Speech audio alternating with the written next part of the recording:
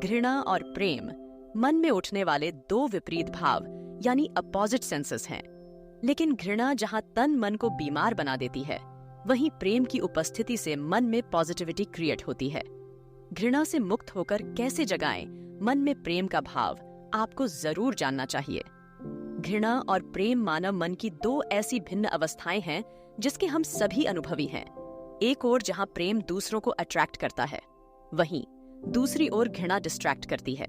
साथ ही वातावरण में कटुता, क्रोध, गंदगी फैलाती, मानसिक रोग उत्पन्न करती और आत्मभाव में संकोच उत्पन्न करती है।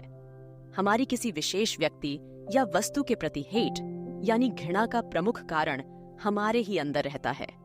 शरीर मन को बीमार करे घृणा। आमतौर पर देखा जाता है कि जो व्यक्ति जिस प्रकार के लोगों से घृणा करता है, वह स्वयं भी कुछ समय बाद उन्हीं व्यक्तियों के घृणित गुणों को अडॉप्ट कर लेता है। घृणा एक ऐसी अग्नि है जिसमें मनुष्य का अपना ही मस्तिष्क ईंधन की तरह जलने लगता है।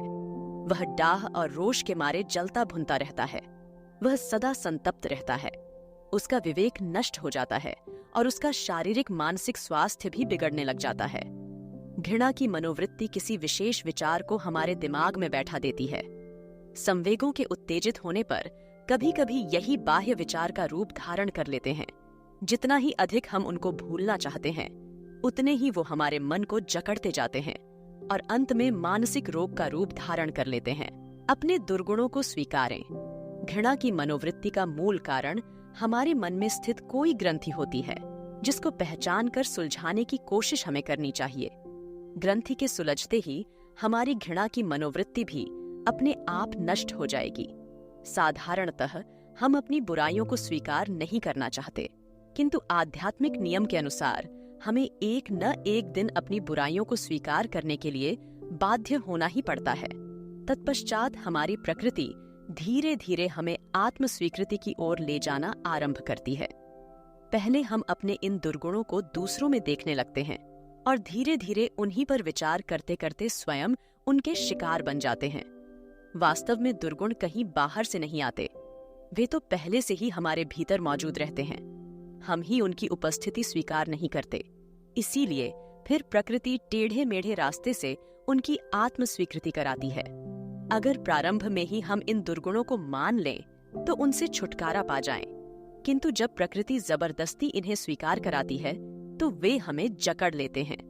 फिर इनसे छुटकारा पाना उतना सरल नहीं होता। प्रेम से हराएं घृणा को।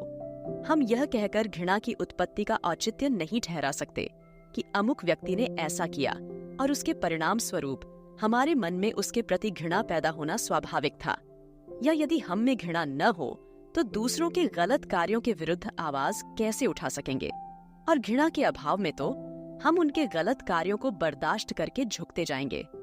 नहीं, हमें यह समझना चाहिए कि घृणा की उपस्थिति किसी तरह भी मन में अनुचित है, क्योंकि दूसरे की बुराई को बुराई बताते हुए हम अपनी बुराई को अनुचित नहीं कह सकते। स्मरण रहे, हमारे मन पर दूसरों के विचारों का गहरा प्रभाव पड़ता है। इसीलिए दूसरे हमारे बारे में जैसा सोचते हैं, वैसा ही हमारा चरित्र भी अज्ञात रूप से बनता जाता है। मान लीजिए, यदि हमारे आसपास हमसे प्रेम करने वाले व्यक्ति होते हैं, तो हमारे भीतर भी प्रेम की भावना का उदय होना स्वाभाविक है। जब हम किसी व्यक्ति के गुणों और दुर्गुणों पर बार बार विचार करते हैं, तो हमारे विचार उसके लिए निर्देश बन जाते हैं। इन निर्देशों का गहरा प्रभाव उसके ऊपर भी पड़ता है और उसके भीतर फिर धीरे धीरे वही गुण और बुराइयां स्थान पा लेती हैं। इस प्रकार दोनों प्रकार से घृणा की भावना घातक होती है, क्योंकि यह एक तरफ घृणा करने वाले व्यक्ति के मन और विचारों को खराब करती है और दूसरी ओर घृणित व्यक्ति में उन बुराइयों को और भी दृढ़ कर देती है। इसलिए बेहतर यही होगा कि जिस प्रकार से एक सज्जन दलदल में फंसे व्यक्ति से घृणा न करके उसे बाहर निकालने का यत्न करता है, उसी प्रकार से हमें भी किसी में दुर्गुण देखकर उससे घृणा नहीं करनी है, अपितु उसके प्रति सहानुभूति का व्यवहार करके उसे प्रेम पूर्वक उनसे निकालने की चेष्टा करनी है।